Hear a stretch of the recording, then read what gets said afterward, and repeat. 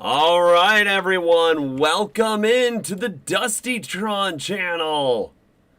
We are here talking about the Bears and the Vikings. The Vikings looking really good in their Winter Warrior uniforms. I talked about these uniforms in the off season. I'm not a huge fan of white on white usually, but the Vikings did a couple of interesting things with this one that I think make them stand out a bit. So we had a 1st and 10 there. First play of the game for the Bears. It's about a 3-yard run by DeAndre Swift.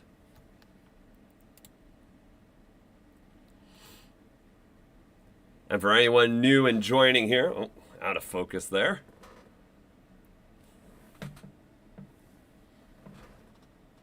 Okay, not sure why the camera's out of focus.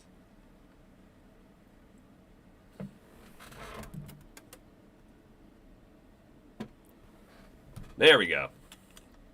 All right, we've got a 2nd and 6. Caleb Williams throws to Keenan Allen. Gets about 5. We're going to have a 3rd and 2 here.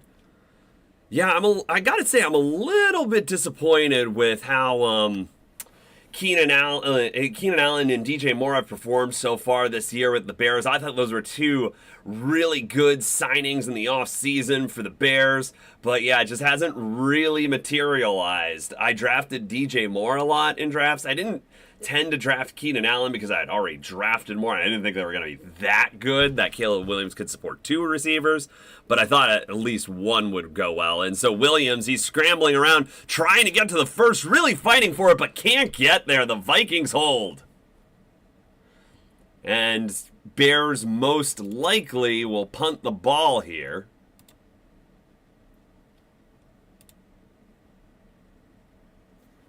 Fourth and 1 from about their own 39-yard line. The offense is on the field. It is very short. Caleb Williams got it very close. It's within a yard. Big play by the Bears at the start of the game. See if they can get it or if they're just going to try to get the Vikings to jump off sides. They do snap it. It's a toss. Why do you toss on these short plays? And it looks like the Vikings got him down short. I'll never understand in these short yard situations why you do a toss. They go to the outside, and DeAndre Swift does not get there. So the Vikings looking good, and they're white and playing good too. You know what they say, when you look good, you play good. When you feel good, you play good, I think. Yeah. But big stop by Minnesota on the opening possession, and you're just Minnesota's at home. You're giving them a bunch of momentum by doing that. I don't understand that by the Bears.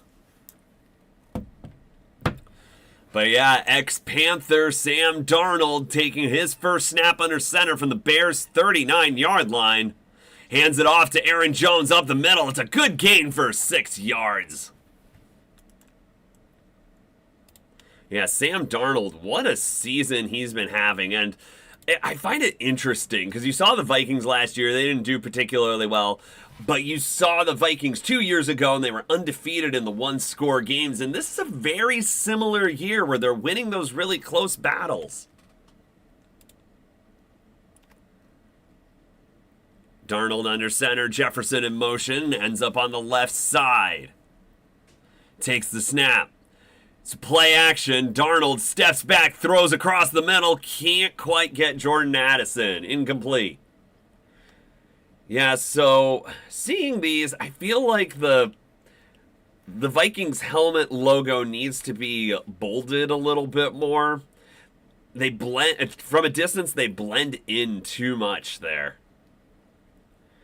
Yeah, it kind of just looks like they're wearing white helmets. But if you talk about the details, the numbers almost have like icicles on them, which gives you that frozen feel. And I really like the silver face mask paired with the white helmet. So I think there's a lot of aspects that work with this. 3rd and 5, Darnold back to throw, getting away from pressure. Steps up, throws, and misses his target. Incomplete. So it looks like the Vikings might settle for 3 here. This is a big stand by the Bears defense. Put in a bad situation, but the Vikings not able to do much there.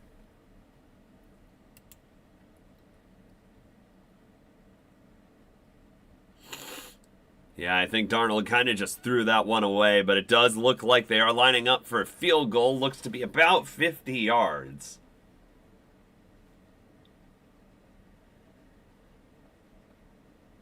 Snaps down.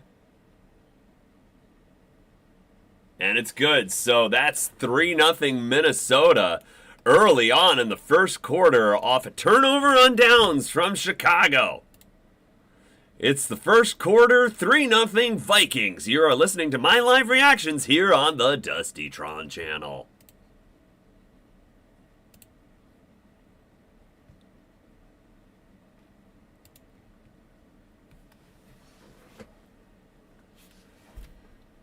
So yeah, just kind of got on the stream a little late here, so not quite as prepared as I usually am. But yeah, I the last one I did was Packers Lions. It seems like I'm really stuck with the NFC North right now, just following the NFC North. And it was funny because I was thinking it's like, oh, if I do another Monday night, I think the Broncos have another Monday night game. So I'm like, oh, am I going to do another Broncos game too? But yeah, Minnesota winning these close battles with only 2 losses on the year. They're actually competing for the division right now with the Lions loss. That's huge. The Lions do have the tiebreaker over them right now, but if they can win today, they'll be tied record-wise with Detroit. And that Detroit Lions game, oh, that was crazy. Just, I feel so bad for Detroit. This was their year, but it just seems like the injuries are going to be too much to overcome. They could not stop the Bills at all. And yeah, if they can't stop the Bills, they're not really going to be stopping anyone. Well, that's not the, yeah, I mean, the Bills are a good offense. Like, they just haven't been able to stop anyone recently, and they gave up 31 the prior week to Green Bay. Yeah, I'm not feeling the Lions defense right now, so they're going to be getting into shootouts, and there's only so much. And then David Montgomery's out for the season now, too, so it's going to be hard for the Lions to overcome all those injuries. I was chatting with a friend of mine earlier. I'm like, it's probably going to be the Eagles in the NFC again, isn't it? Because I feel like Eagles are starting to pick up steam. Eagles are starting to get hot at the right time. And they've got Saquon. I feel like that the Eagles might be able to pull it out in a weak NFC. Packers, maybe. I don't believe the Vikings. I know they've got the record. I don't believe in Minnesota. I think they're winning a lot of close games, but we saw what happened 2 years ago with that. They lost to the Daniel Jones-led New York Giants in the wild card round.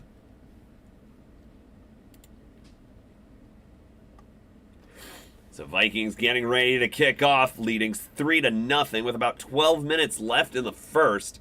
There is another game on tonight, Falcons-Raiders. That kicks off at 8:30. The Bears return it to about the 30-yard line. So it wasn't actually a touchback, but it effectively did the same thing.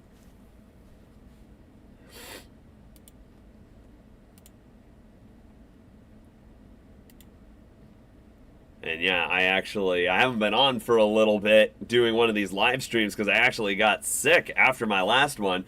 It was hilarious because I was starting to get sick the last game, the Packers-Lions that I talked about, and I was screaming about that game because it was crazy, and I just totally lost my voice the next day, and it took me probably about 3-4 days to get it back. All right, so we got a 1st and 10 for Chicago at their own 30. DJ Moore coming in the backfield, gets the handoff, and he's gonna have some room, gets the first down at the 40. So a little bit of a different play call there. I don't know if Thomas Brown is calling the plays, but yeah, he was the former. Oh, they're saying he did not quite get the first down there. It's 2nd and 1. But yeah, Thomas Brown was the former Panthers offensive coordinator last year under Frank Reich, but yeah, that didn't go so well, but it seems interesting. I'm interested to see what he can bring to the table with Caleb Williams here. Maybe a little bit more offensive creativity that either Shane Waldron or Adam Eberflus could bring. And it's Williams. They hand it to Moore again. So 2 consecutive handoffs for DJ Moore. And he's going to get about 10 on that as well. See? So maybe DeAndre Swift doesn't work against the Vikings. DJ Moore as a running back does. So for all you fantasy people out there looking for DJ Moore to get some extra touches, there you have it.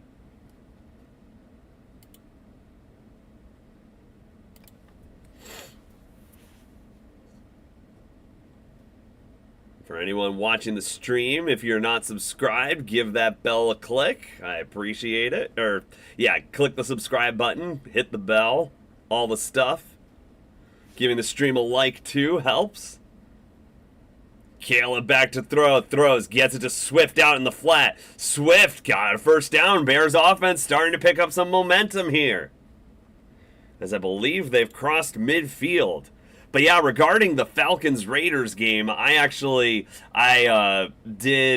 don't do much sports, I haven't done much sports betting this year, but this week, for the heck of it, I decided to. Some of my payouts for some of my win over-under totals were coming, and so I was like, what the heck, I'll do a parlay here. Oh, we got another play coming, it looks.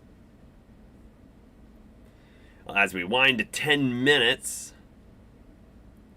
Williams calls signals. Allen in motion.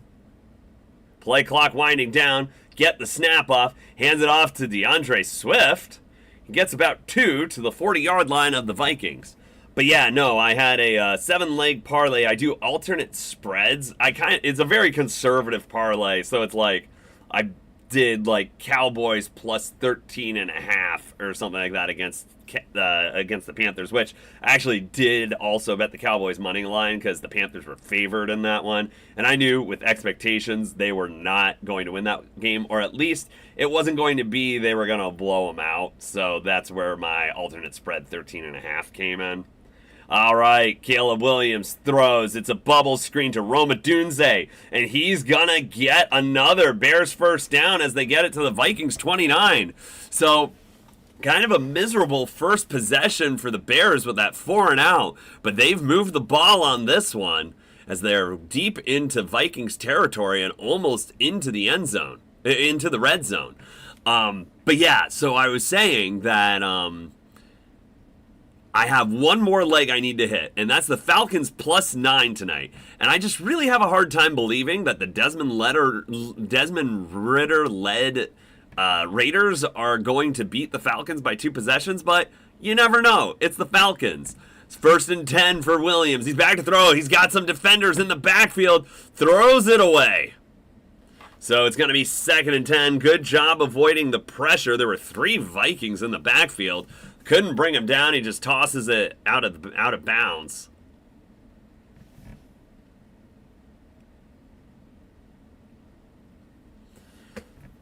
Yeah, it looked like one of the Bears' offensive linemen just got pile drived there. This Bears offensive line is just atrocious. They really need to fix it in the offseason and give Caleb Williams some more time in the pocket. I know improvisation is a big part of Williams' game, but if he can at least have a clean pocket to improv out of, that'll help him a lot.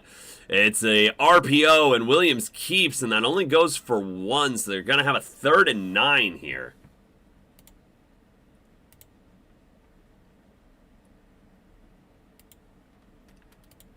Harrison Smith was in on the tackle, it seemed.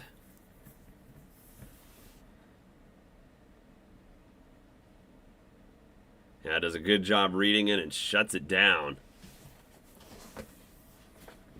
All right, 3rd and 9. Can the Bears keep the drive going, or will they have to settle for 3? Cole Kmet in motion, settles in on the right side of the line. Oh, it's a blitz and a fumble! Oh, they're really going to fumble, and the Vikings have it, and the Vikings take it all the way to the Bears' 39-yard line. Yeah, I saw that, and I was thinking, that ball doesn't look like it came forward. I think this is going to stand as a fumble. It is a turnover, so it will be automatically reviewed by the booth. Oh, that is a fumble. Vikings forced the fumble, and they're able to run it back. I feel like if they had had a faster person pick it up, they might have been able to take that for a touchdown. But yeah, no, they get the scoop, didn't fall on it, scooped it, and got it to the Bears' 39-yard line. So the Vikings offense kind of didn't really do anything the last time they were out on the field, given good field position. I mean, both Vikings, actually it's the 39-yard line, both Vikings possessions have started at the Bears' 39-yard line so far, as they start this one by handing it off to Aaron Jones, and that's a good, powerful run forward. Looks like he got about 9 to the 30-yard line.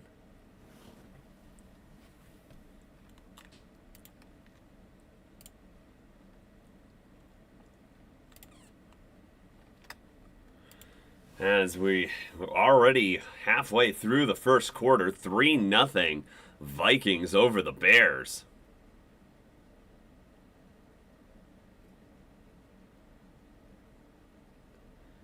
It's Darnold under center. Addison in motion. Hands it off to Jones. Jones has space and gets it all the way to the 16. Big gain of about 14, 15 yards there. Yeah, I don't know why the Vikings went away from running the ball with Aaron Jones last possession. They had those 2 incomplete passes, and both runs, the line, the Vikings offensive line is just pushing the Bears defensive line wherever it wants to. Huge holes up the middle. All right, Darnold under center again. Jones back in the backfield, and it looks like he's going to get the ball again. Not as good of a run this time, only 1. So we'll have a 2nd and 9 as we wind under 6 minutes in the first quarter.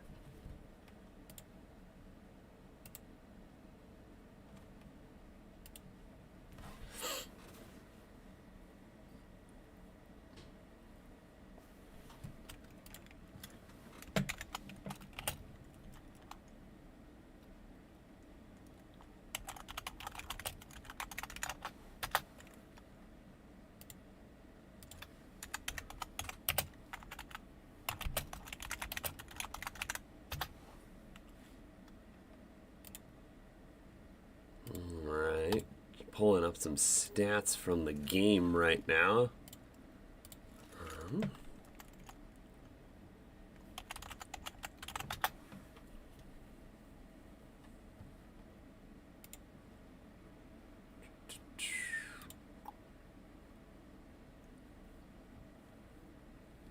Looks like it's about 10 minutes until the Raiders-Falcons game starts.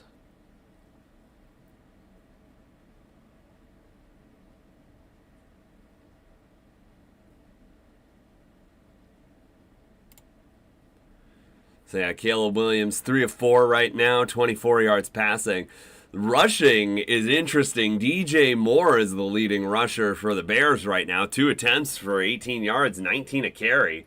Let's see what Aaron Jones has right now. Aaron Jones already 28 yards, only 4 carries. That's 7 yards a carry.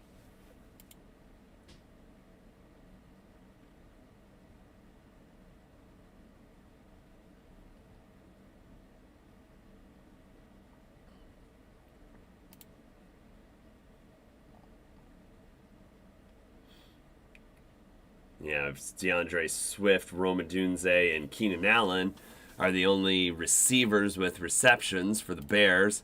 And the Vikings, they have targets, Jalen Naylor and Jordan Addison, but no receptions yet. Got Sam Darnold as one of my players in a hyperflex spot. Not that the match is pretty much already won, so I don't really need him to do anything. But yeah, I had, I think, 7 teams in my fantasy playoffs, and it's unfortunate because I would have, one of them was close, and I wouldn't have been close at all if I had just played Jared Goff over Kyler Murray. It's a 32-point difference. But yeah, that was a mistake there. I also played Christian Watson over, Darnold's back to throw on 2nd and 9. Throws. Oh, there's the first completion. I believe that's Addison. He's right at the first down marker. That is Jordan Addison. And that's going to lead to a 1st and goal depending on the spot.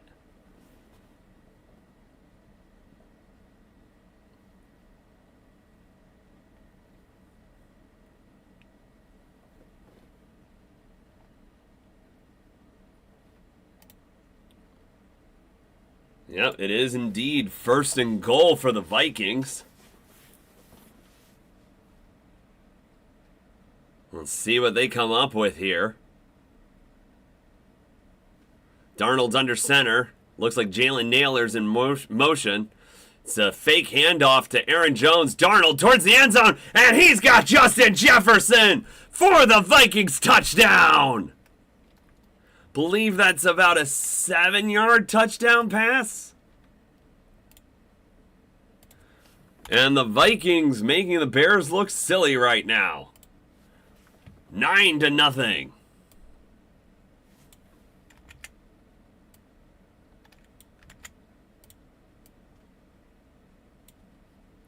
Probably soon to be 10-0.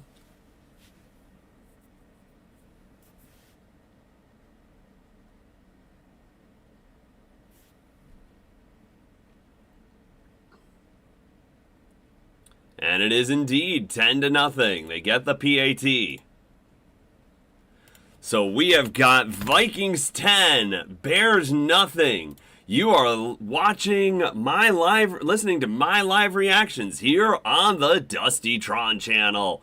Vikings looking good, and they're all whites and playing good too.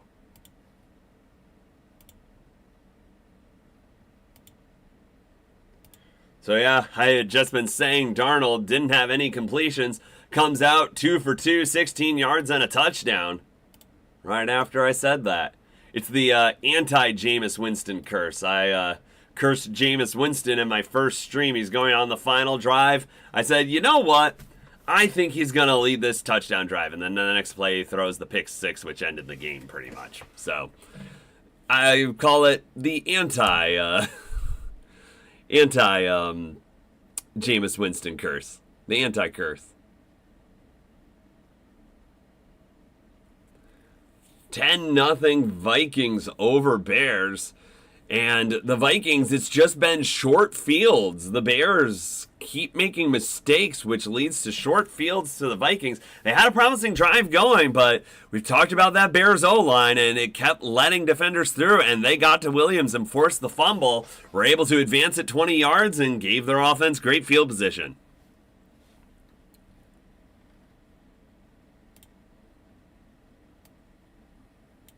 Oops. That is not what I wanted there.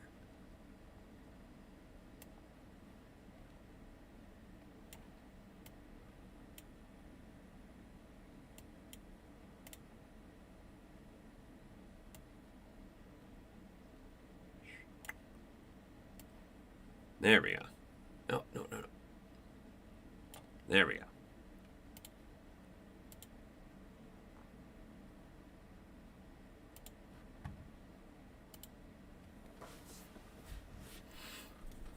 But yeah, let's take a look at the NFL playoff picture right now. I feel fairly vindicated right now. I was saying that when Puka Nacua and Cooper Kupp came back that the Rams were going to make the playoffs, and they are now atop the NFC West. The Seahawks, I think they're pretenders. I wasn't really convinced they were any good. And the Cardinals, they can't figure out what the heck they are. It's going to be really interesting to see how it plays out at the end of the season because they're all so close. But I think the Rams are the best team there by far. I really want them to make it.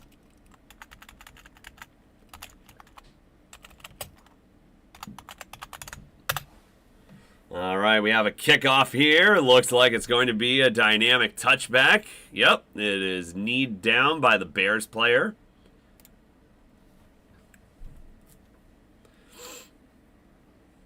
Can't believe it's going to be Super Bowl 59. We're going to have Super Bowl 60 next year.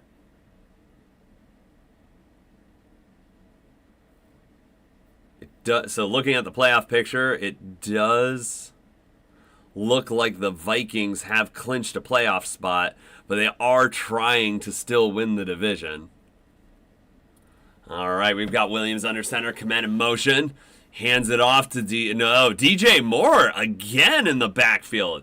That's his third carry. Looks like the ball might have popped out a little bit at the end there, but nothing coming of it. Looks like he got about 4 on the play as we wind under 5 minutes in the quarter.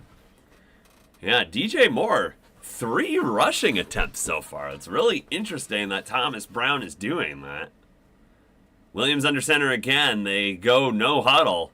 And they hand it off. Is that Roshan Johnson? Not actually sure who that is. Let's take a look.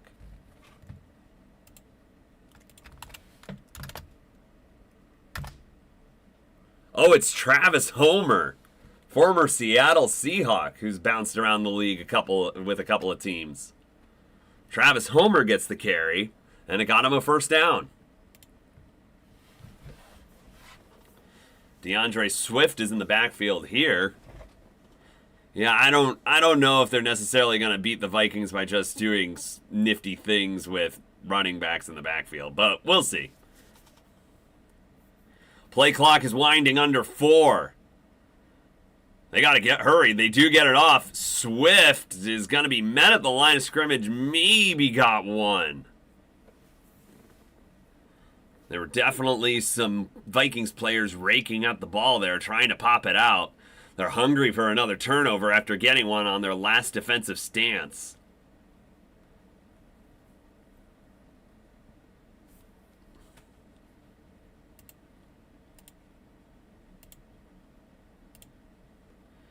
All right, it's a 2nd and 9 with about 3 minutes left in the first quarter. 2nd and 9 from their own 41. Kmet and Swift in the backfield. Williams has it, gives it to Swift, and that's not going to go very far either. Only 2. So this is going to be a 3rd and 9. Bears trying to stick with the run while they were pretty pass heavy on the last drive. They might be a little bit concerned about their pass protection.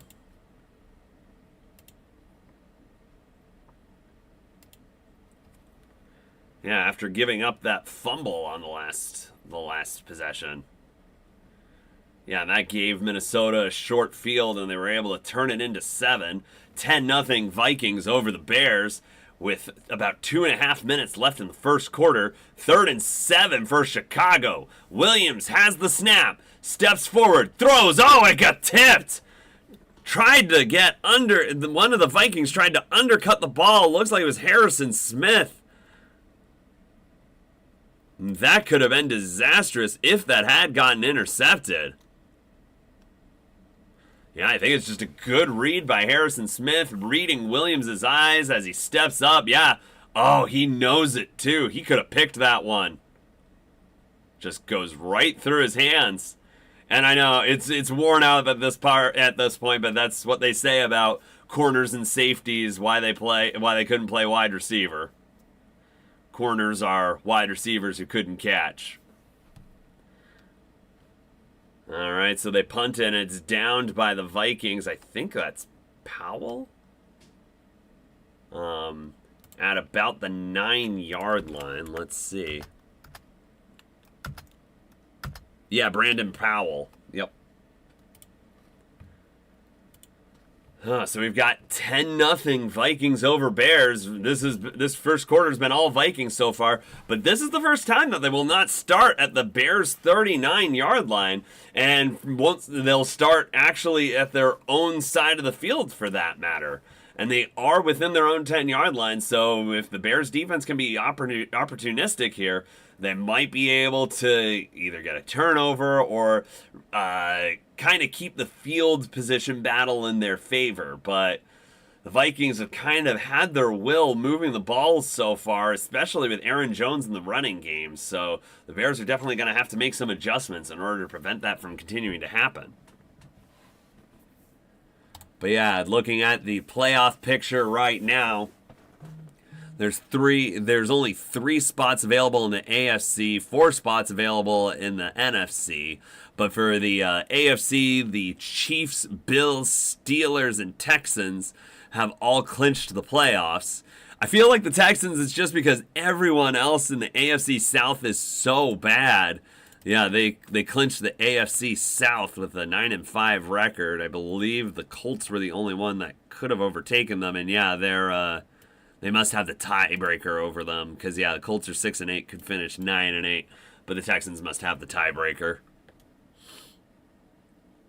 Colts, Dolphins, and Bengals still alive. I love that the Bengals are still somehow alive in the playoff picture. I would love for them to make it, but yeah, they're 6-8. The Chargers pretty much have to lose out, and they have to win out. I don't know if I see the Chargers losing out. Yeah, I feel like the AFC playoff picture's pretty set in stone, and it's going to stay that way, but I think the NFC's changing a lot. We've got the Bucks atop the NFC South now, the Rams atop the NFC West. The Rams, so I was talking about the Eagles looking almost like a surefire pick for the NFC champion. Don't count the Rams out. The Rams could make a push there. Getting hot at the right time, I feel. All right, we've got Sam Darnold under center with a 1st and 10. It is the first play on their side of the field. And we've got Aaron Jones. No, that's not Aaron Jones. I believe that's Cam Akers. And he gets 11. That is Cam Akers.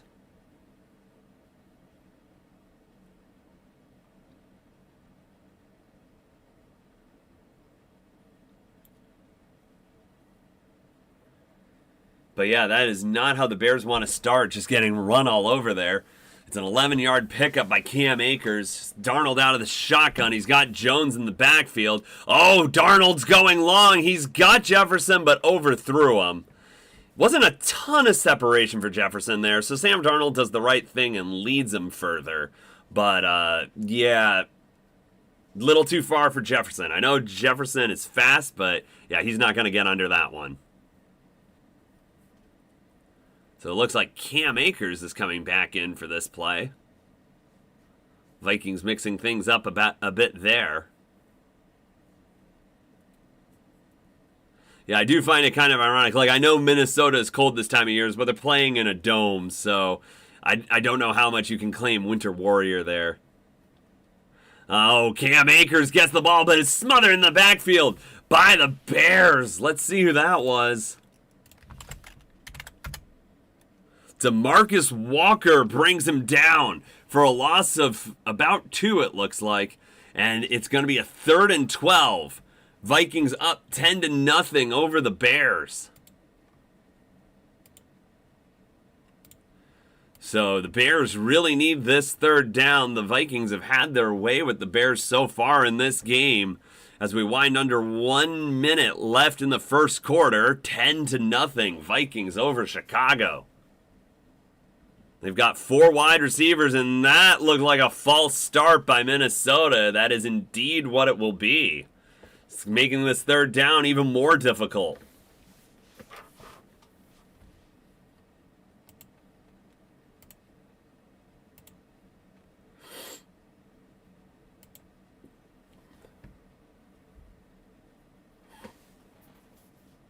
And it's on the left tackle there.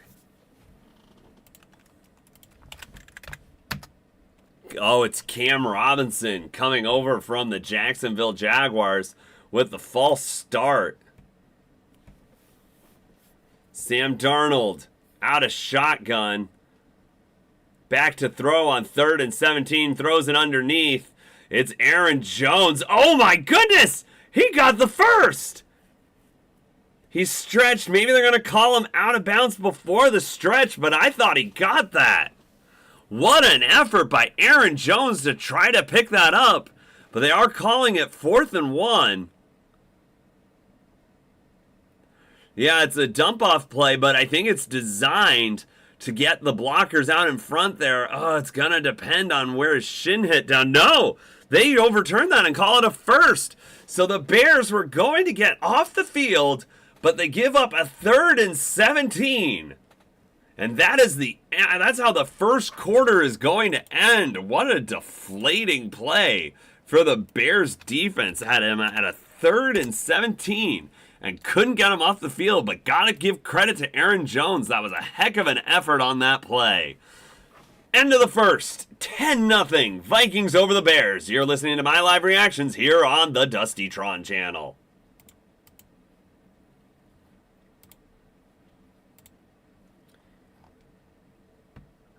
Yeah, so there's been a little bit of talk about the Cowboys trying to keep their faint playoff hopes alive, but yeah, it is faint after the Commanders won.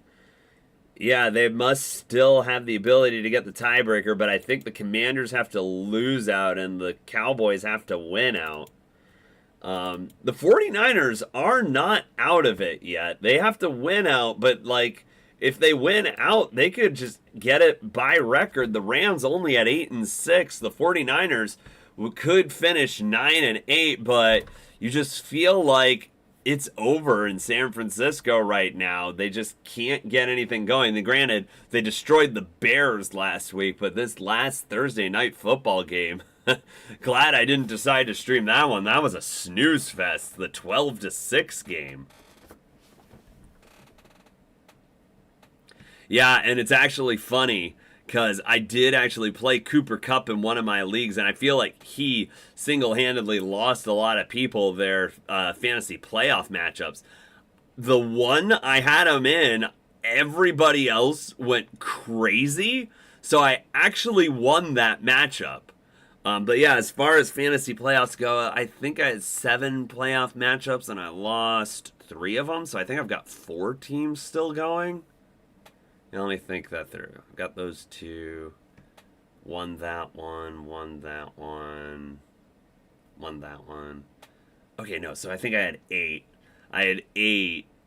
Won 5. Lost 3. And the one that I lost there, there is one that is still outstanding. Losing by 5 right now, but the other player has... The person I'm playing against has DeAndre Swift, Brock Bowers, Jordan Addison. I'm down by 5, and all I have is the Vikings defense.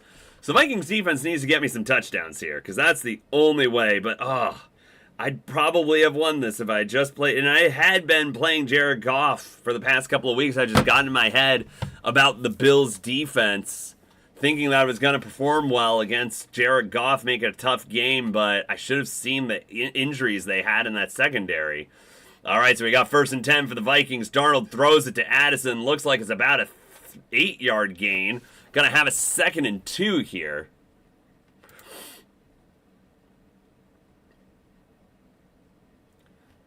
Raiders, just taking a look here. Looks like 0-0 Raiders-Falcons. Nothing happening there. All right, we've got a short pass to Jalen Naylor, and it is gonna go for a 1st down. Vikings moving the ball. I believe they're at their own 40 now. And you do have to wonder if Kevin O'Connell is... I think he's a candidate for Coach of the Year for sure. Nobody expected these Vikings to be well. Nobody expected Sam Darnold to work in the system. And they're 11-2. And you do have to say that with their record in close games, that speaks to good coaching. Justin Jefferson catches a 5-yard pass and is able to turn around, keep himself in bounds, and get to the 1st down marker. So another Vikings 1st down, but we do have some laundry on the field. There is a flag. Wondering if it's offensive pass interference, maybe an eligible man downfield. They're calling it a legal motion, it looks like.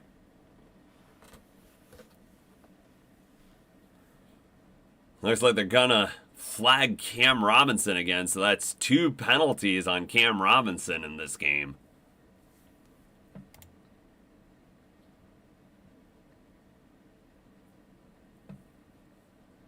So it's 1st and 15 for the Vikings, but we've seen them overcome a down and distance of 17 yards. So this one with 3 attempts, I don't know if they're that daunted by the task. It's a handoff to Cam Akers. Looks like he's going to get about 4 on that run. So I think we got a 2nd and 11 coming up.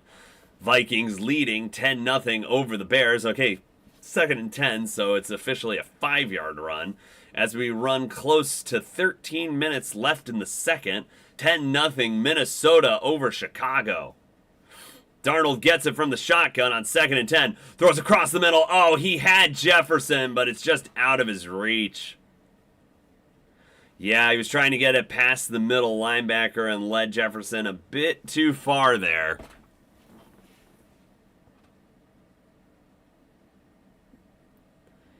Yeah, he's got to get it past the middle linebacker and just doesn't quite place it right. Jefferson not able to get it. And so we've got a 3rd and 10 coming up. Bears, they got to get off the field on 3rd down. Haven't been doing a good job of it yet today. I'm curious if I can see the 3rd down stats. And Darnold's got it. He's going to throw. It's a conversion. Got it to Brandon Powell for 12. And that's going to be another Vikings 1st down. Now, really just kind of a simple curl route there. Bears don't pick it up. And Darnold's able to fire it in, and he's already past the sticks when he catches it.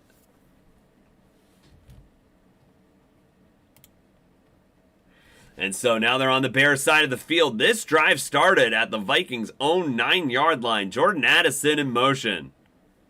Hands it off to Aaron Jones, and the Bears snuff that one out, and that's going to be a loss of about 2. Bringing up a 2nd and 12.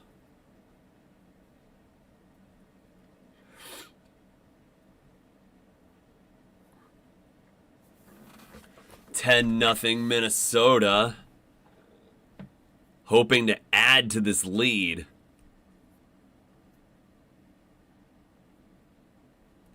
And they're on the plus side of the field, so odds are getting greater that they will be able to do just that. Vikings taking a page out of the Bears playbook. Justin Jefferson is in the backfield. Darnold has it. Jefferson runs out of the flat. Almost looks like they tried to do a halfback wheel with him. Oh, and he throws, and it's complete to Addison down the field. That's going to be about a 15-yard completion, and another Vikings 1st down. Bears having trouble. Yeah, and I feel like the Vikings, they're showing them a lot of different looks here. They're getting a lot of different people involved. It's not just Jefferson. It's not just Jones. Now they're getting Addison involved. They're getting Brandon Powell involved. Haven't seen any TJ Hawkinson yet. I'm kind of surprised. He hasn't really done too much since coming back this year. But they're probably working him slowly back into the system after the ACL tear. So Darnold from his 30 throws. Oh my god. Oh! He had Jefferson, and Jefferson started running before he caught the ball. It's a rare drop for Justin Jefferson. He was at the 5-yard line of the Bears, started turning it upfield, didn't secure it. Yeah, I think he was thinking touchdown. He was thinking number 2 on the night. And yeah, you can't do that. You can't start running. Yeah, because he's got that. He's got that if he catches it. Started looking at the pylon, thinking touchdown. Can't do it. All right, so it's a 2nd and 10 for the Vikings at their own 30. Aaron Jones in the backfield. He gets the rock. And the Bears, they get that one. And it looks like it's a loss of 2, so this is going to bring up a 3rd down. Bears, they've been having a lot of trouble on 3rd down on this drive. Can they finally get the Vikings off the field on 3rd down as we wind under 10.5 minutes in the 2nd quarter? Darnold takes the shotgun snap. They got back to the line quickly. Holds it for a while. Oh, it's Addison. Gets it to the 22. That's going to be short. It's about a 4th and 2. So they pick up 10, but it's not enough. And I'm guessing the Vikings are probably going to take the field goal here.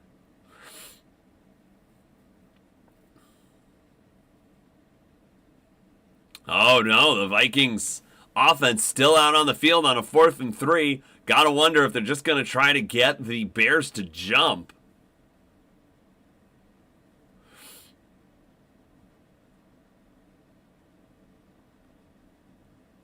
Darnold's in the shotgun with Aaron Jones in the backfield. And they do snap it. They are indeed going for this. Darnold flushed out of the pocket, just tosses it up, and is intercepted. That actually is not a huge deal. Like, they didn't return it at all, so it's actually better than him getting sacked. But still, it goes down on the stat sheets as an interception and might give the Bears a little bit of motivation that they need. So they were having trouble coming up with the third down stops, and they get the third down, and not only do they get the third down stop, they get the fourth down stop. We got 9.5 minutes left in the second quarter. 10-0 Vikings over the Bears. You are listening to my live reaction here on the Dustytron channel.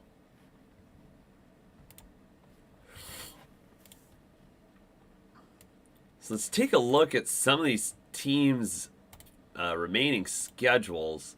I'm curious what the Chargers' remaining schedule is.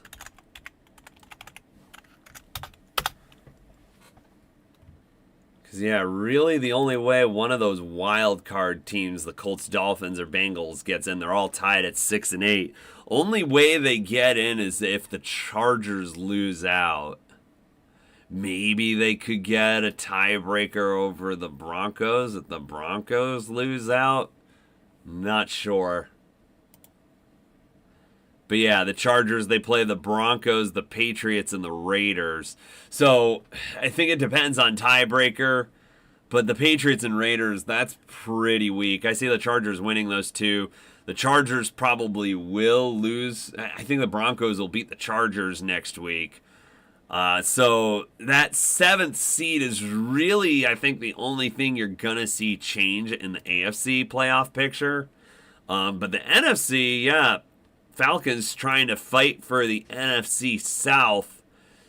Rams got the NFC West right now, but that could change hands between the Seahawks and the Cardinals. Cardinals 7-7, Seahawks 8-6, but the Rams have the tiebreaker over Seattle. And Geno Smith, he got hurt yesterday. I don't know what the severity of the injury was.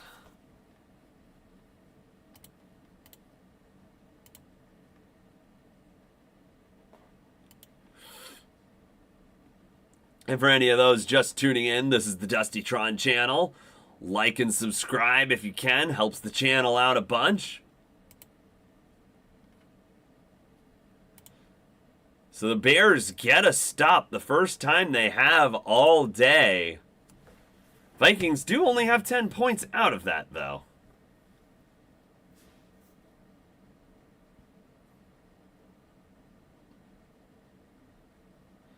Yeah, it just seemed like that was a broken play. Darnold didn't really have a chance there. Nobody got open. Just kind of tosses it up and says a prayer. So the Bears take over from their own 16-yard line. It's Swift and Roman Dunze in the backfield.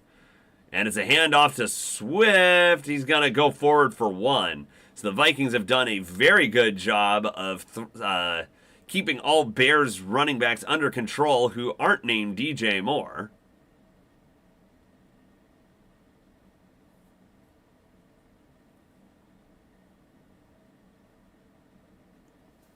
Oh, and it's Stevenson who got the interception, who is notoriously suspended for taunting. Yeah, Tyreek Stevenson suspended for taunting the Commanders crowd before tipping the ball and it going into the end zone to Noah Brown for the Commanders' Hail Mary touchdown at the beginning of the year.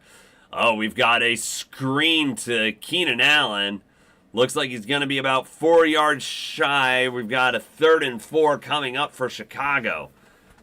Got about 8.5 minutes left to play in the second quarter. We've got 10-0 Vikings over the Bears. Yeah, and Caleb Williams this season, he's looked sloppy. He's trying to do his improv stuff, but it's just probably not going to translate as much to the NFL level, or he at least has to get some mechanics down with it.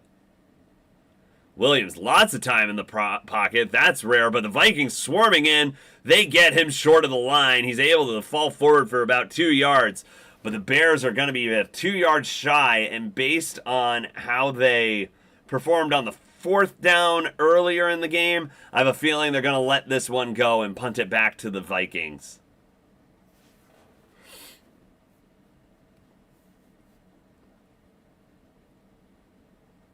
Yeah, it's interesting. He didn't throw to a Dunze there. He looked open. Instead, he tucked it. And Vikings look like they're trying to block the punt. Oh, they run into the punter. That might give the Bears a first down.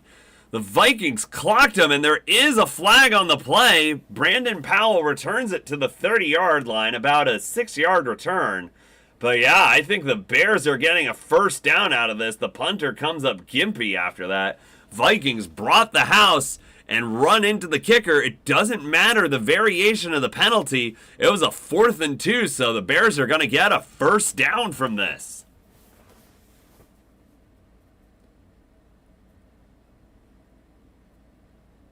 Oh, it's tough too. He was in midair and just happened to land into him as he's trying to block the punt. Vikings go aggressive there, and it backfires. It was a special teamer, Trent Sherfield Sr. for the Vikings. And so the Bears keep this drive alive in an unpredictable manner, unlikely manner there. 7:14 left in the second, fresh set of downs at their own 28-yard line. Williams under center.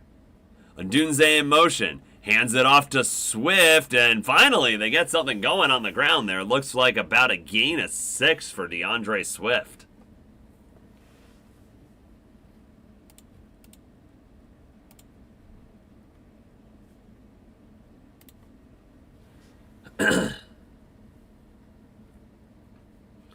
All right, we got Williams under center.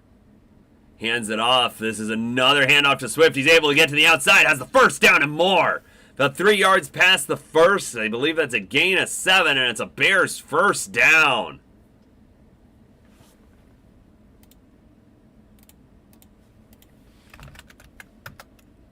It was Josh Metellus on the tackle. Don't know if I'm saying the last name quite right there. And the Bears hurry it up.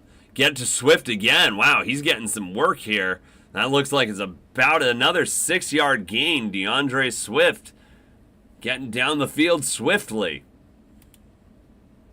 That was pretty lame, but... Oh, hey! F124 Gamer.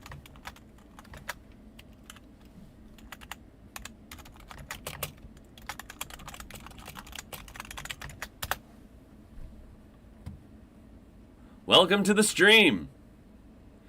We've got a 2nd and 3 for the Bears at their own 48-yard line.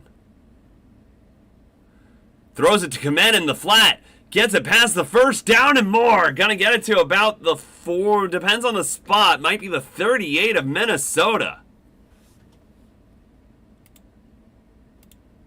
Yeah, they do a nice bootleg there. Caleb Williams able to hit Kmet in the flat. Looks like he got the ball hit a little bit as he was carrying it there, but holds on.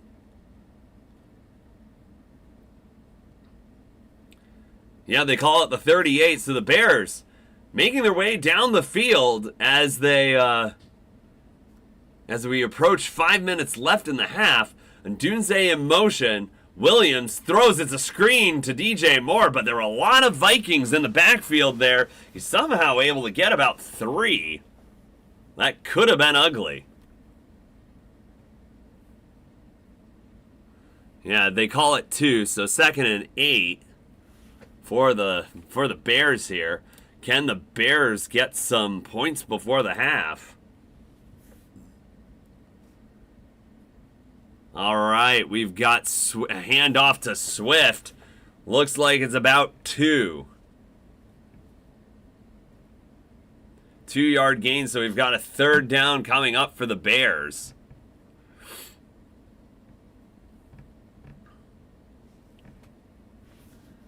You know, last time the Bears had a drive going, Caleb Williams got hit in the backfield, lost the ball with a fumble, and then the Vikings recovered it. But yeah, this drive started at the Bears' 16-yard line, and they've made it into Vikings territory at the Vikings 34-yard line. Williams, oh, there's people in the backfield. Looks like there's a flag. I bet that's holding on the offense. Williams gets to the first down, but I think that's coming back.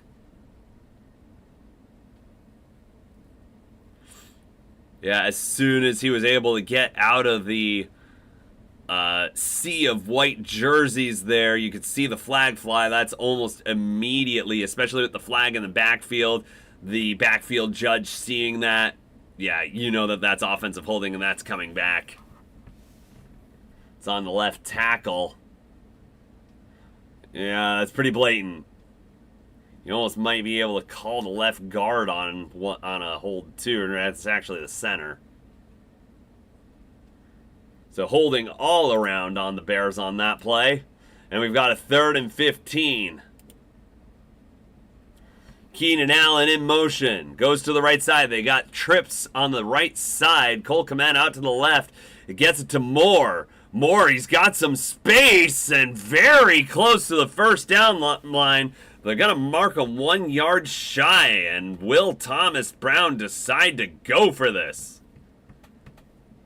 As we wind under 3 minutes left in the half, 4th and 1 for the Bears. You wonder if they just want to get some points here.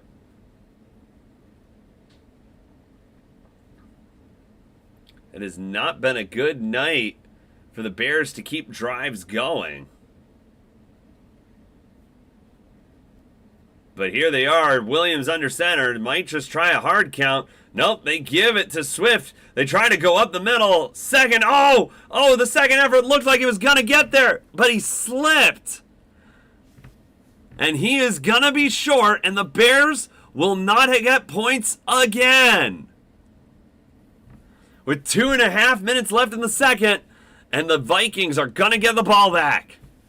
It looked like he was going to get it on the second effort, but then his feet gave out from under him. He slips, and he definitely touches down. The Vikings stand firm again. They are not giving up these 4th down plays. So I believe that's actually on the day. Both teams combined are 0 for 3 on 4th down. The Bears have missed 2. The Vikings have missed 1. 10-0 Vikings over Bears with 2.5 minutes left in the half. You're listening to my live reaction here on the Dustytron channel.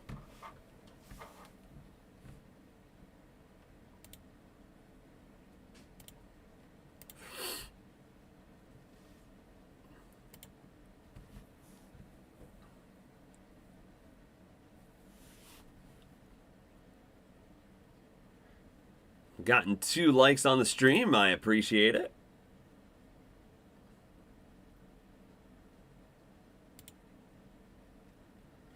Yeah, this game is a little slow, kind of depending on what things happen. I may call this a little bit into the 3rd quarter. We'll see. Little bit of a slow night right now.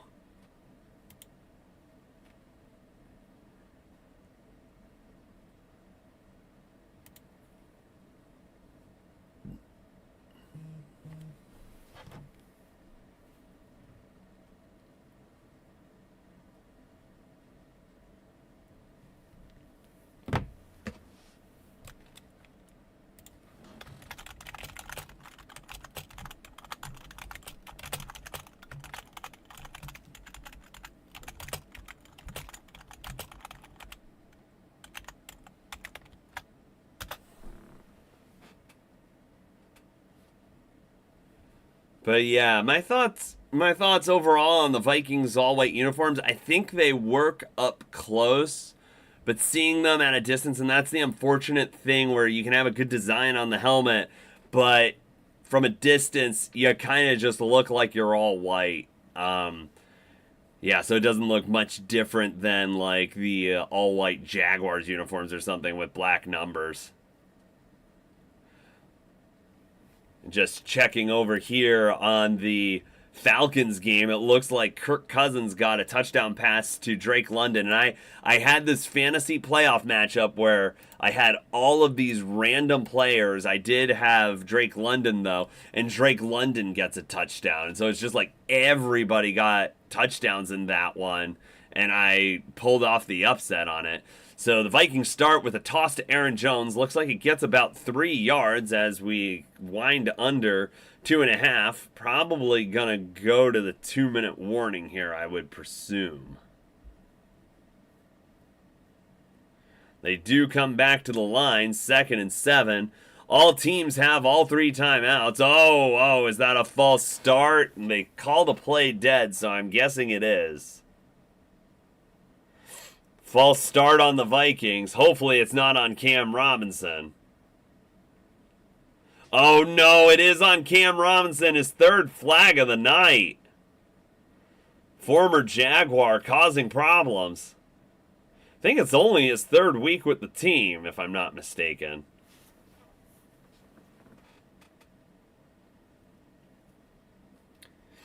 Although that doesn't make sense, because I think the trade deadline was yeah, so it's probably more like 5 weeks.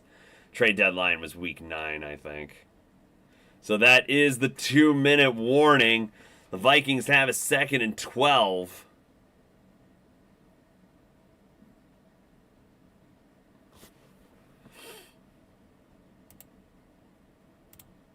So yeah, we had some fireworks in the first quarter, but since then this has been a pretty static game.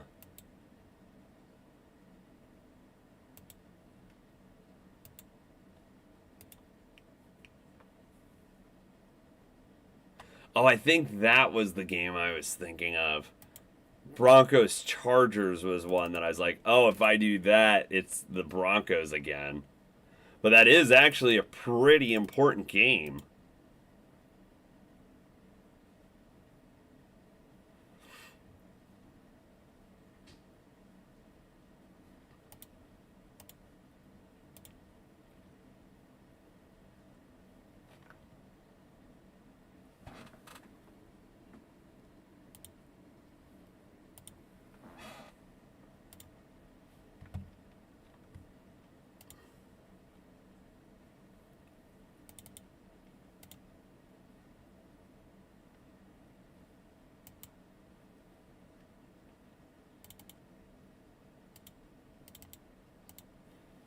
But yeah, I think I had predicted the Bucks to win the NFC South at the beginning of the year, so I feel vindicated that they finally took the lead. And I think they're getting hot at the right time with Bucky Irving and Mike Evans.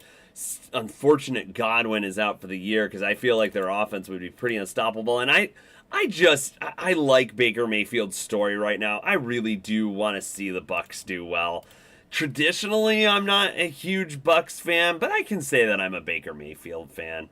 It's unfortunate it didn't work out with us when he was on Carolina, but I do think it's cool that the type of career turnaround he's had after, like, you can't really say that he was bad on the Browns. They just tossed him to the wayside, and then he kind of struggled to reestablish himself, but he got there. He put the work in and did what he had to do in order to get another contract, and he got it with the Bucks, succeeding Tom Brady. I mean, those are big shoes to fill.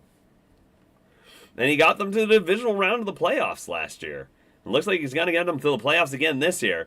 Darnold back to throw, throws to Jefferson. Looks like he's going to be about 4 yards shy of the first down, so it's going to be 3rd and 4 for Minnesota. But yeah, I'm in a league called a Guillotine League where the lowest scoring team gets cut from the league and all their players go to waivers every week. And I kid you not, Josh Allen has been saving my butt this year. The last 2 weeks, he has helped me so much keep myself alive.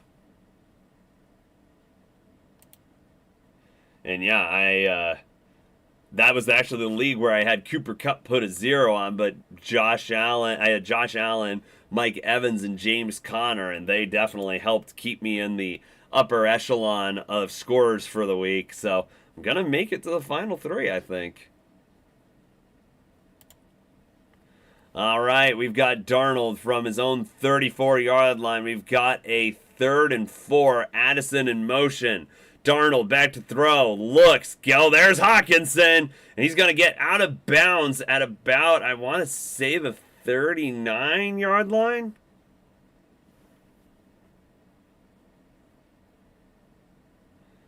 Sorry, that is the 44-yard line.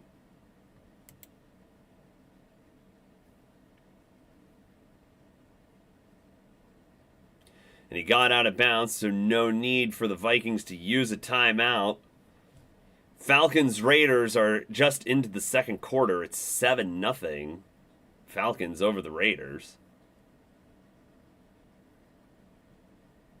And there's Darnold. Back to throw. Throws. Got Addison. He's at about the 49-yard line. That's a pick of about 5.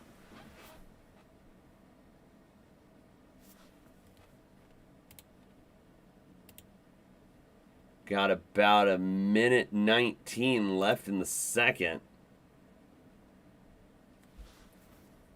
And there's Darnold out of the shotgun. Throws. Gets Hawkinson again. So Hawkinson hadn't done really much of anything all game. And Hawkinson, he's got 2 catches on this drive.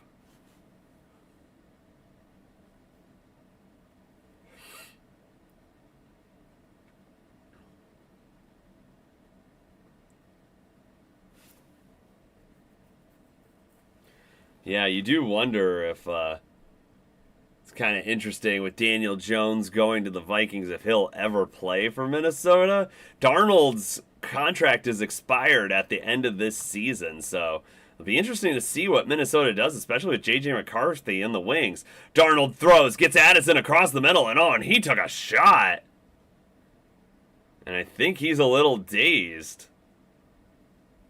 Yeah, he might be going to the sideline after that hit. That was a big hit across the middle. Able to secure it, though. Makes a tough catch. And it's the Vikings at the 29-yard line of the Bears. Darnold gets hit. Oh, gets dropped in the backfield. I wonder if that's Leonard Williams? No, Chris Williams. Chris Williams with the sack.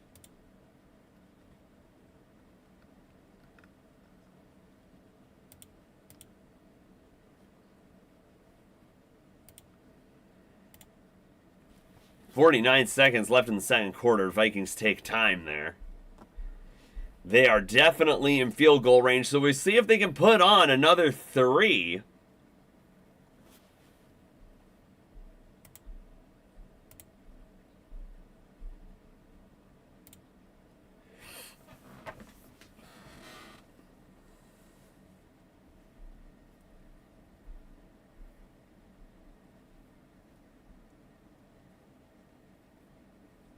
All right, the Vikings, they're under Darnold's in the shotgun. Hawkinson in motion. Darnold back to throw. They set up a screen for Aaron Jones. That could be dangerous. But the Bears play it pretty well. It's only a gain of 4 there.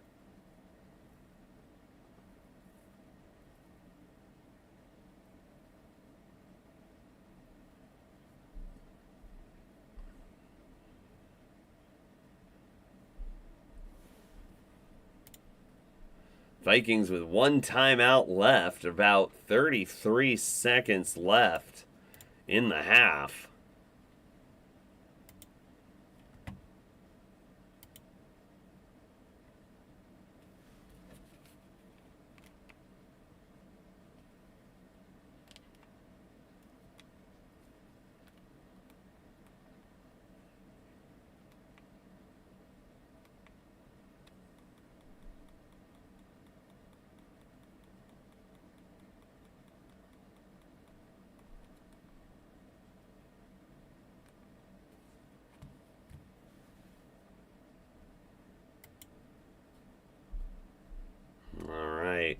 Looks like the Raiders got a field goal, so it's 7-3 Raiders. 11 minutes and 44 seconds left in the second quarter. To quote Kevin Harlan, "I'm calling both games." It's my best Kevin Harlan impression. All right, we got Darnold in the shotgun. Addison back on the field, in motion. Darnold back to throw. Throws. He's got Hawkinson. Hawkinson got the first down. But the Vikings, we'll see if they spike it or call time here.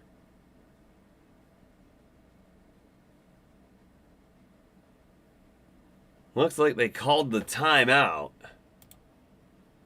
With 26 seconds left to play. Yeah, just a lot of open field for Hawkinson there. Easy catch and run.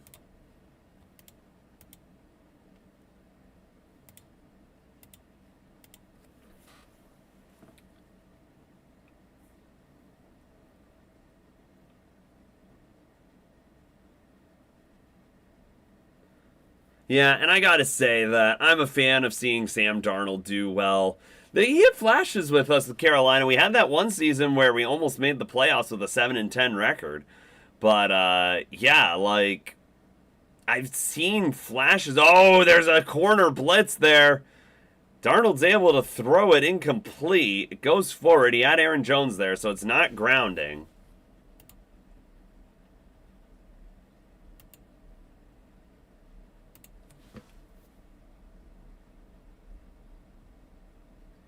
Oh, that was interesting how Darnold got rid of that there. Throws it with two hands, just really trying to avoid the sack. Kind of just pushes it.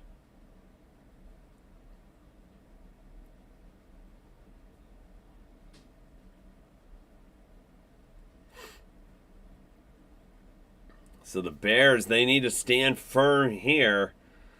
Vikings have it at their 18-yard line. Darnold takes a shot. It's caught by... Oh, no, he couldn't hold on to it going out of bounds. We got a third down up and coming.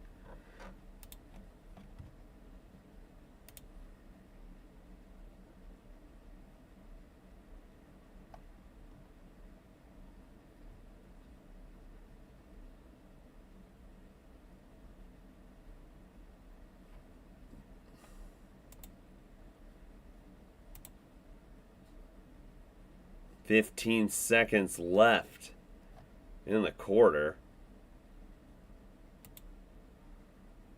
So he got third down here for the Vikings.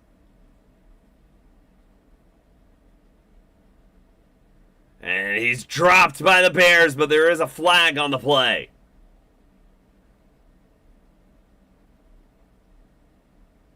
We'll see what the flag is.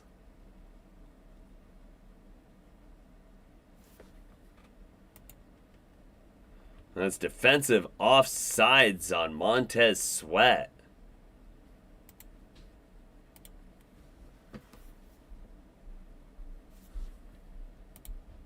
So at 12 seconds left, Vikings no timeouts. We'll see if what they can do here. That should put them at about the 13-yard line of Chicago. Sooner or later, you think Minnesota's gonna try to take a shot at the end zone, but they got to be careful. Especially on third down, because if they don't get the first down, they got to rush the field goal unit out. Yeah, so you're thinking they're probably throwing towards the sideline. Darnold, no, he throws into the end zone, incomplete. So he didn't have what he was looking for. They're going to just settle for the field goal here. And that should get us pretty close to halftime. Yeah, if you're throwing for the end zone, you got to have one, maybe two reads. It's not there. Just throws it out of the back of the end zone. Smart play by Darnold. Preserving their field position, not giving the ball over, and allowing them to get an attempt at some points before the half. So they made, I believe it was a 52-yard field goal earlier. This one's a lot closer. And it's right through the upright. It's a 31-yarder, and that gives the Vikings a 13-0 lead over the Chicago Bears. You're listening to my live reactions here on the Dustytron channel.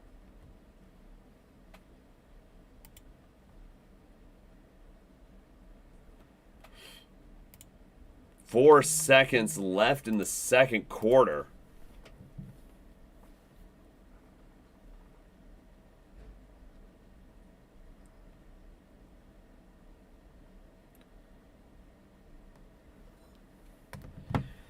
So I'm guessing that the Vikings will kick it off and the Bears, I think they do have all 3 timeouts. No, they've got 2. But I just imagine them kneeling the half out here.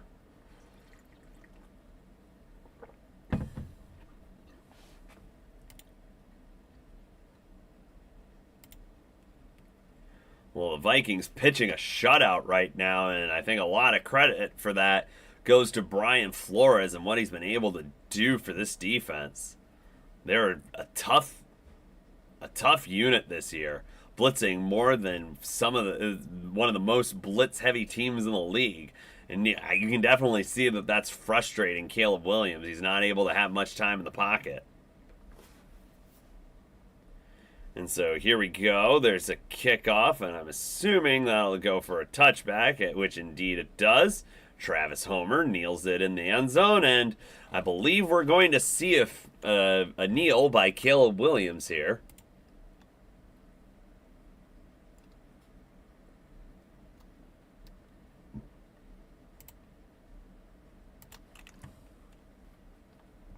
Bears offense coming out onto the field, and it indeed does look like they are just in the victory formation, so to speak. Caleb Williams kneels it, and we are at halftime. 13-0 Vikings over the Bears. You are listening to my live reactions here on the Dustytron channel.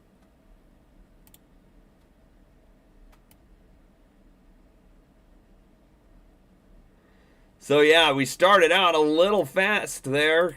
Had a pretty eventful first quarter, but that second quarter was a bit of a snooze fest, if I might say so myself.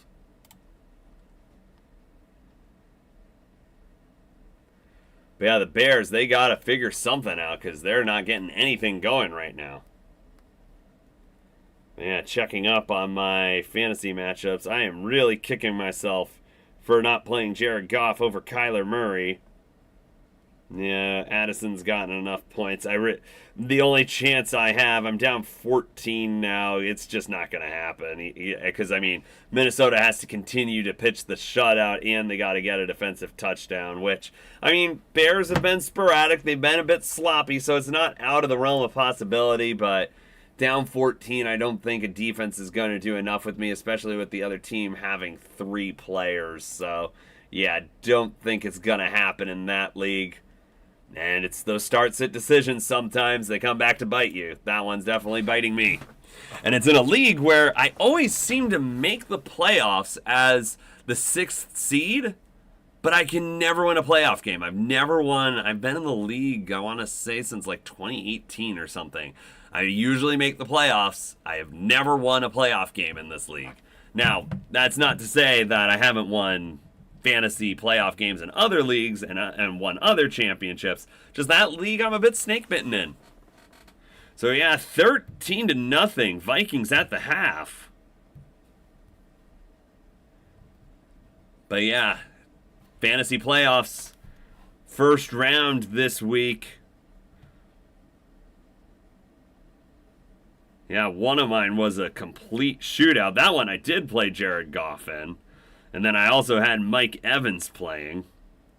Brock Bowers let me down a little bit here. I had drafted him late in one of the drafts just because I was like, if you don't get one of the major tight ends, you're kind of just playing tight end roulette the entire year. Maybe you'll get a touchdown or something, maybe you won't. So I'm like, you know what? I'll just go with Brock Bowers, and you know what? I get the tight end 1 on the year. So that this league, I've snuck in as the 6th seed of the last 3 seasons. I've won the championship in this league too, but snuck in as the 6th seed for the last 3 seasons, including this one. The last 2 years I lose in the wild card, but I'm up in the playoff matchup this one. I'm beating the 3rd seed, so we'll see what happens. Might be able to break the streak of one and dones.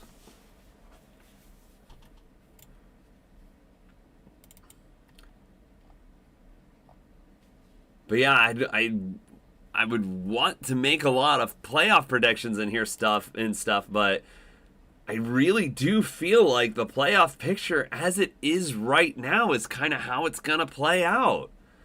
I think the Bucks are going to keep control of the NFC South. The Rams are going to keep control of the NFC West.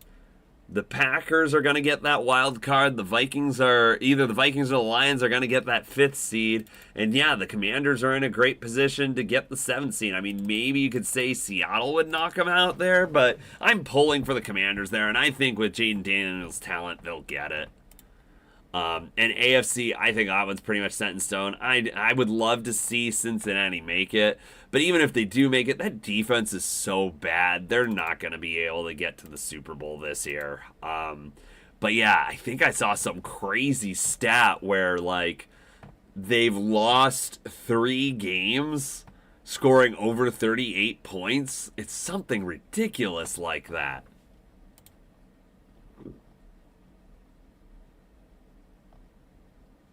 But yeah, Ravens, Broncos, Chargers, they're most likely going to be the ones who get those wild card spots. Yeah, let me take a look at the Rams' remaining schedule, see how they're looking there. I think they played the Seahawks in the last week. Yep, I'm correct about that.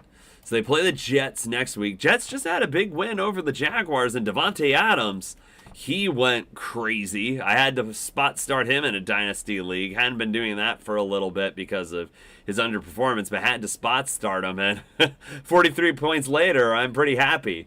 And then they play the Cardinals. Yeah, it's really going to come down. I liked the NFC West here. 2 divisional games with the top 3 teams in the last 2 weeks. That's going to be really interesting. Cardinals, Rams, Seahawks, Rams. But yeah, I think the Rams, they definitely need to win that one against the Jets.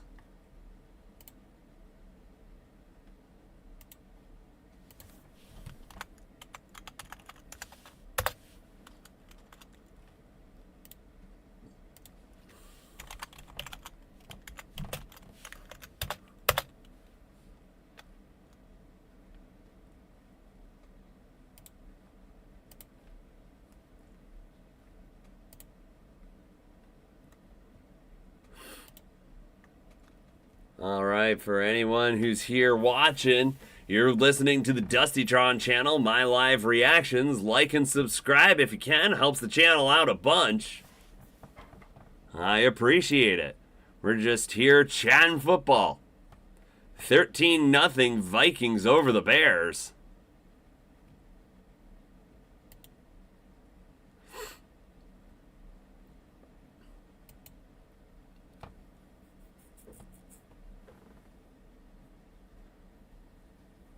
Yeah, talking about some of the results from this last week, I was really hoping.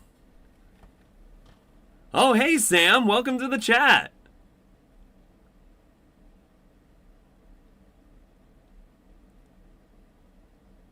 Yeah, I expected the Panthers to lose. They had expectations going to that game. They were actually favored, and I'm like, there's no way. Like, we've been over exceeding expectations for the last 3 weeks. We're bound to come down to earth, and yeah, like, we can't stop the run for anything. And criticize Dallas all you want.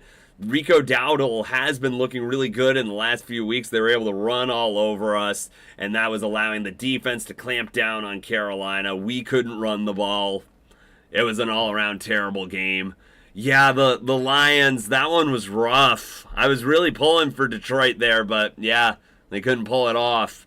And the Steelers, they just didn't really seem to be in that game with Philadelphia. Like, if you're going to be one of the top teams in the league like your record indicates, and they've shown flashes of it, but you got to be able to compete with the top teams in the league. I mean, we did last week against Philadelphia, but yeah, the Eagles came out. It looked like their passing offense was working, and yeah, I saw that game and I was like, ugh. Is it gonna be Philadelphia, the NFC championships, as the NFC champions? I really don't want that to happen. It would just be terrible.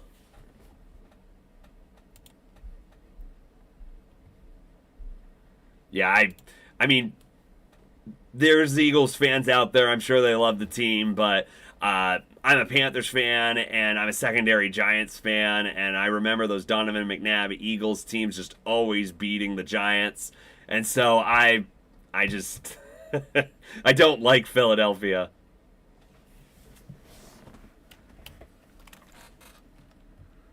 Yeah, I didn't watch that one live, but I saw the box score. I was watching the Bills and Lions, and I'm like, they're not even close in this one. Yeah, and it seems like AJ Brown had a day on them.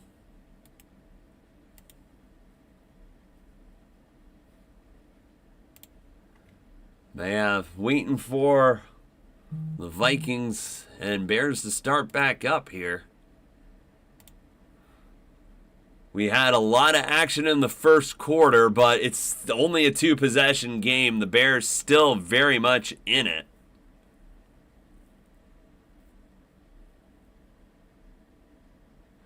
Yeah, so my concern about the Lions right now is just all the injuries that are piling up. They got even more injuries on the defensive side, and now Montgomery is out for the season too. It's just, you got to feel bad for them. They've put in so much effort. They're such a long-suffering franchise. This was their year, and they just can't stay healthy. And I mean, maybe it's because they put so much effort in the beginning of the year, and they're just getting worn down at the end of this year here. But yeah, their defensive tackle, he was concussed last week. I think his last name's McNeil. He tore his ACL, and then you've got the MCL injury to Montgomery. They're just falling like flies. But yeah, I did like seeing the Lions fight at the end, and they came very close to getting that onside at the end. I thought they had it for a second, but Bills pulled away with it.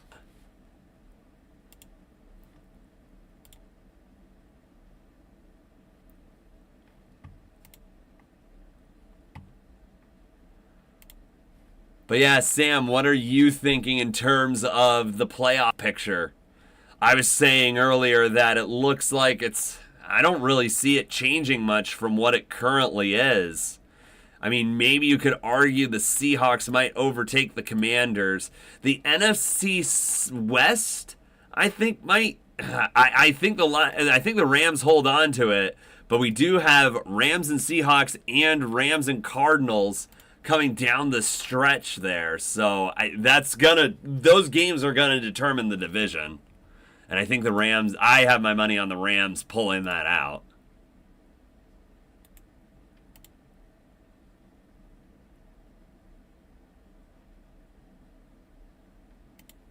Yeah, and what was Montgomery's contract situation? Is he with I think when he signed with the Lions, it was either a 2 or 3 year contract. So that's coming to a close soon.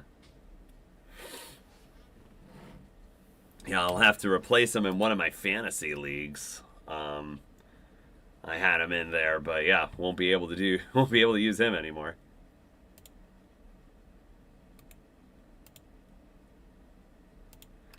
Yeah, I like the Rams. I want to see Stafford continue to do well. I mean, he did get a Super Bowl, so I'd prefer like the Lions getting there or someone like that, but yeah, it's like it could either be the Colts, the Dolphins, or the Bengals, all of which are middling teams with a bunch of flaws.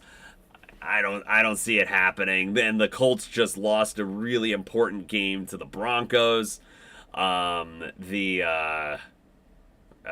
was it? The Dolphins. They needed to win that game against Houston. Couldn't pull it off. Were pretty lethargic the whole game with it until the very end.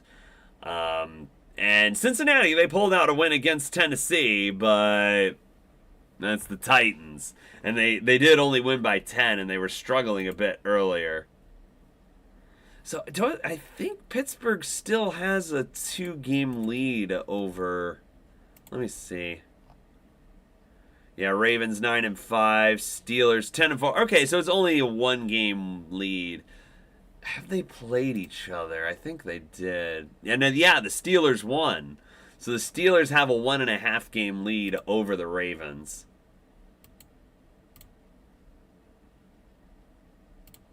Yeah, I was actually listening to that game on the radio while I was traveling. I remember listening to that.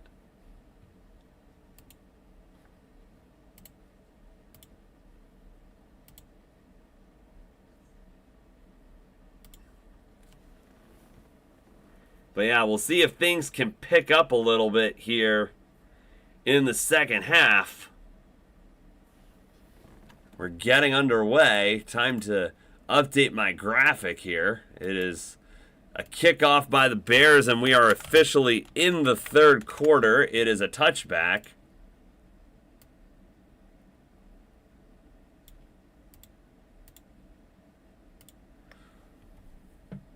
But yeah, I could see if this game doesn't pick up, I might call this a little bit early tonight. Got to see some action here. We've got 13-0, a little bit of a snooze fest on our hands.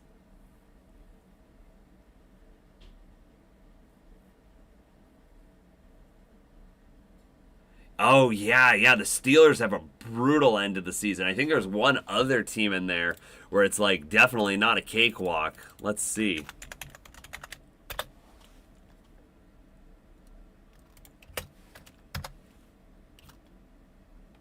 Oh, it's the Bengals, but it's like that's a tough division game, so I could see the Bengals definitely trying to play spoiler there.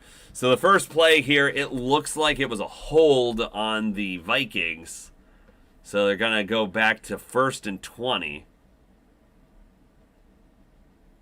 Yeah, and I mean, it's not like it's not close. I feel like the Vikings, they were... Oh, yeah, that's a terrible hold by Josh Oliver there. So very good call by the official. Haven't seen any egregious flags. Feel like they've all been very on point. Sam, what do you think about the all-white uniforms for Minnesota tonight? All right, we've got Darnold back to throw on a 1st and 20. It's about a 5-yard gain, throwing it to Jefferson across the middle. Yeah, I feel like the Vikings could have blown this one open a lot more. They've moved the ball down the field, but they've stalled in the red zone a couple of times, only coming away with field goals. A quick update on the Falcons and Raiders. It is 9-3. I am pulling for Falcons +9. It's the final leg of a seven-leg parlay I had. A very conservative alternate spread parlay. And that was a throw by Sam Darnold across the middle intended for TJ Hawkinson, which falls incomplete. Yeah, Darnold trying to throw it into a tight window there. Almost intercepted, but Hawkinson breaks up the interception. Yeah, Kevin Byard, I believe that was. Let me double check that.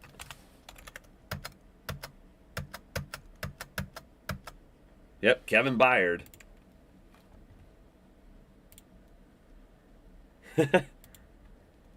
All right, we've got 3rd and 15. Darnold, gets hit as he throws. The Bears pick it up. It looks like they rule it dead. Yeah, that definitely looked like a pass.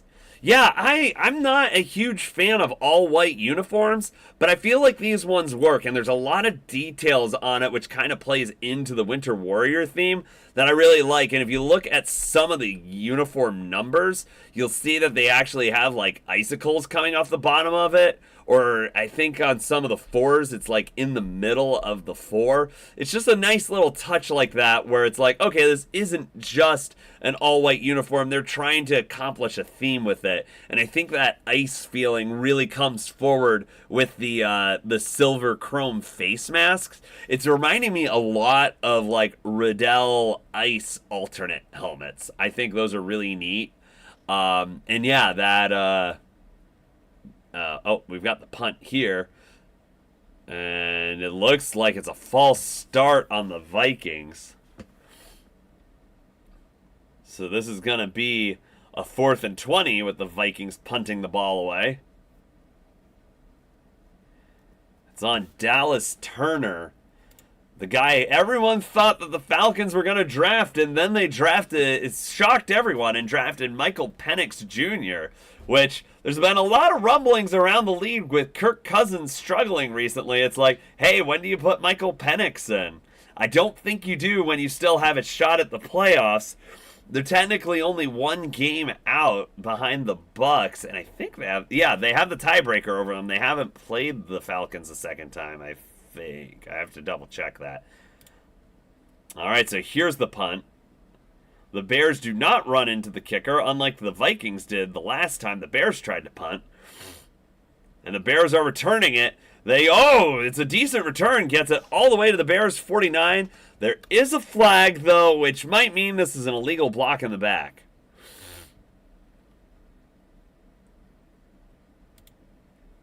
Yeah, I think that this Vikings uniform does work. My only criticism of it is with you seeing it farther away. You can't really see the logo on the helmet. I think they need to do something to, like, bold the outline on the logo they have on the helmet, because I think it's outlined in purple right now. They really need to... Okay, so the penalty is against the Bears, so a lot of that return will be coming back. I think they need to do that to make the helmet pop a little bit more. It's a little bit my criticism about the Panthers' black helmet as well. When you're away from it and you're not looking up close, it kind of just looks like a black helmet. You can't really see the logo on it. So yeah, that would be my only real criticism of it. But besides that, I think it looks really nice. I like the silver stripe on the helmet. I like the silver striping on the uniform. I think it works. And like I said, I think it's kind of a cool alternate because it makes me think of those Riddell alternate ice helmets. Actually, I'm kind of curious what the Vikings ice helmet looked like.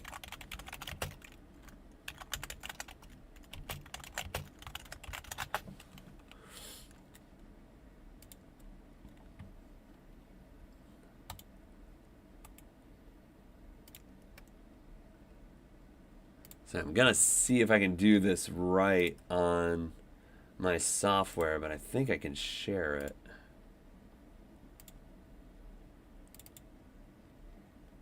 Yeah, here it is right here. The Vikings Ice alternate helmet. You can see it's pretty much the same thing, just the Vikings logo is outlined in silver instead of purple. But yeah, this was kind of an interesting alternate set they came out with. I have the Panthers one, but didn't really collect any of the others. Oops, that is the wrong image I was trying to delete there. Come on. There we go. Got it right now.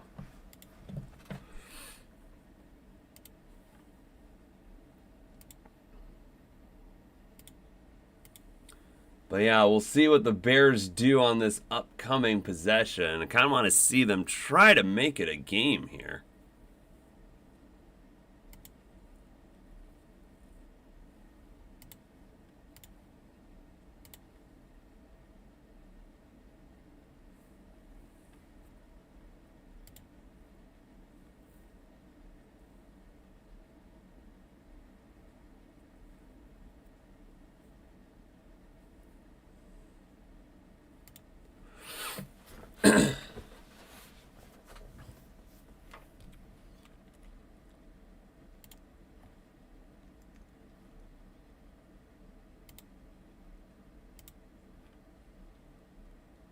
Yeah, take a look at the stat. Oh, looks like the Bears are coming back out. Williams under center. DeAndre Swift in the backfield.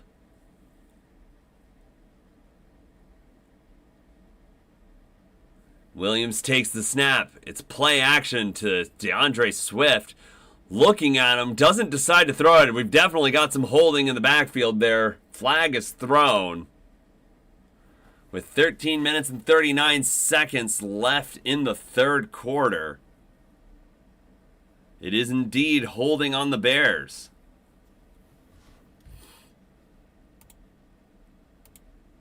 Holding on the Bears.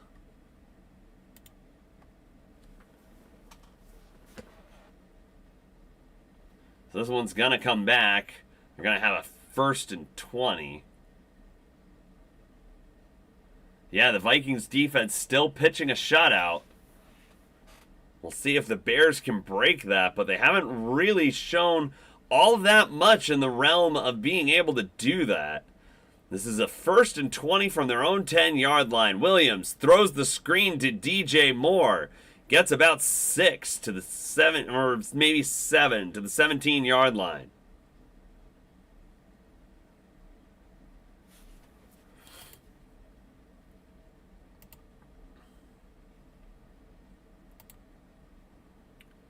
But yeah, it's going to be interesting to see what happens with Sam Darnold in the offseason. I mean, there's an argument to be made for Minnesota bringing him back and allowing J.J. McCarthy to come on slowly. They don't need to rush him in. But he's going to, after this year, he's going to command a big salary. It'll be interesting to see if a team bites on him. And there's Caleb Williams. He's got the ball. Throws. He's got an open Keenan Allen at the 43-yard line of the Vikings, and that is a first down for Chicago.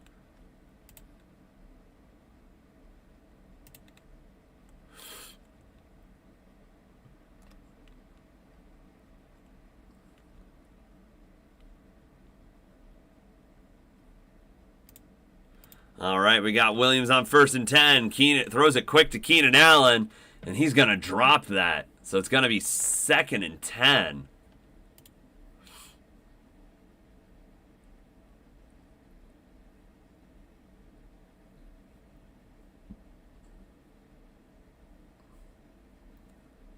Second and 10 at the 42-yard line.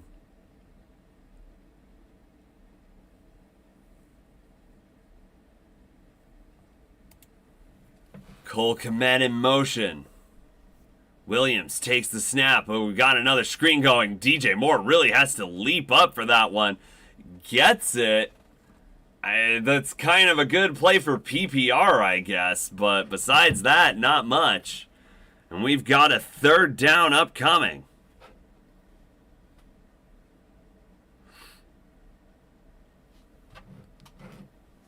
All right, we've got 3rd and 8. From their own 44-yard line, Williams back to throw. Throws. Oh, he had Keenan Allen at the 1st down line. But overthrows him, and it's incomplete. And the Bears, after getting a decent gain and making their way to about midfield, are going to have to punt this one again. He's got him open. Just totally misses him. Might have gotten a little afraid about Harrison Butker there.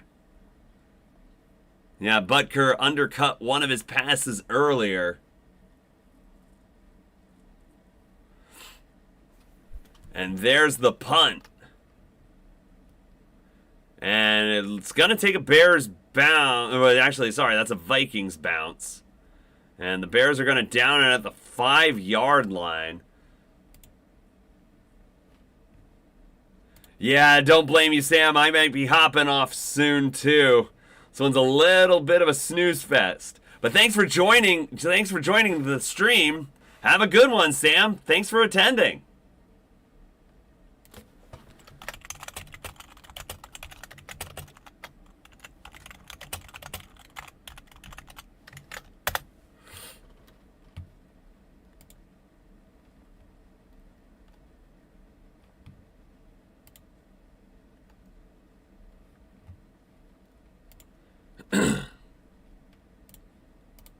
All right.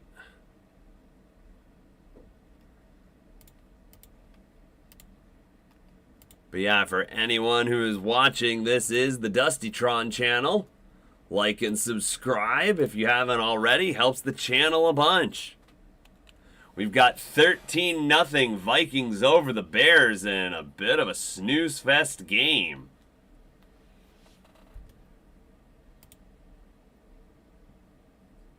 I'm going to give it one more Vikings drive, and then I think I'm going to log off on this one. If the Bears do something exciting, maybe I'll give the Bears another chance.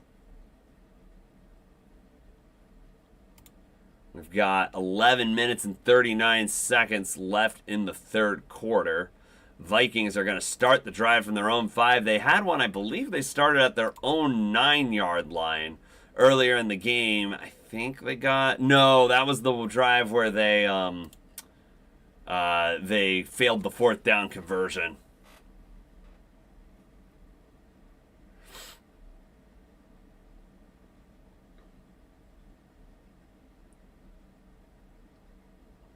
But yeah, we've got the college football playoff starting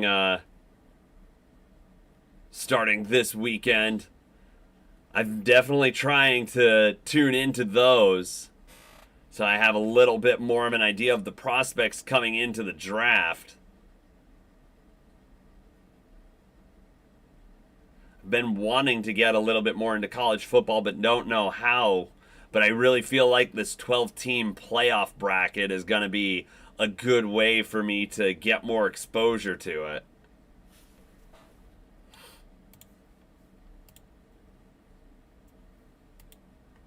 All right, so Darnold breaks the huddle, is under center from his own 5-yard line.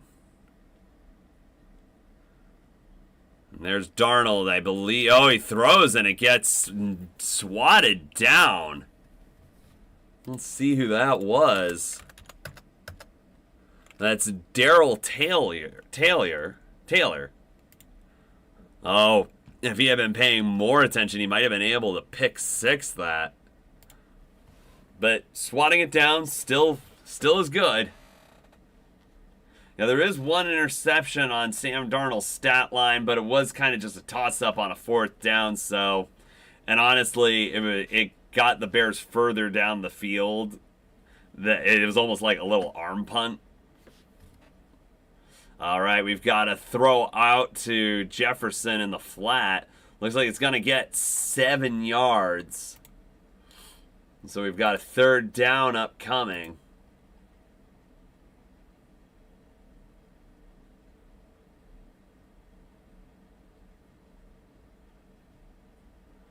Let's see what happens on this 3rd down.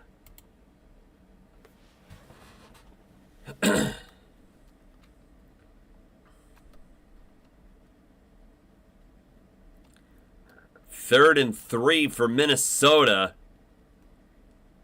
Darnold in the shotgun.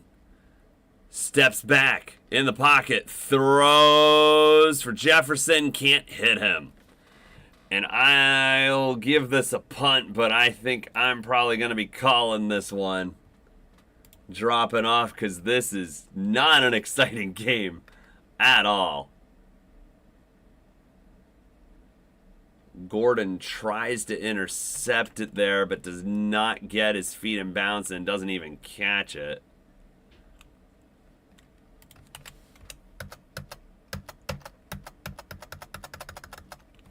So the Vikings punting.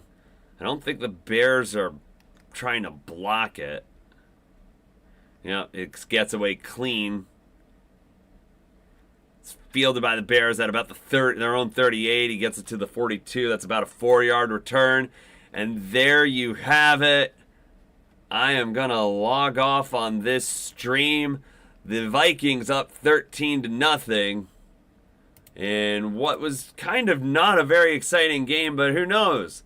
Maybe things will change down the stretch. But I am going to log off for tonight. Thanks all for whoever tuned in. I appreciate it. Got a couple likes on the stream. Thanks a lot. And I will see you next time here on the Dustytron channel. Thanks. Have a great one.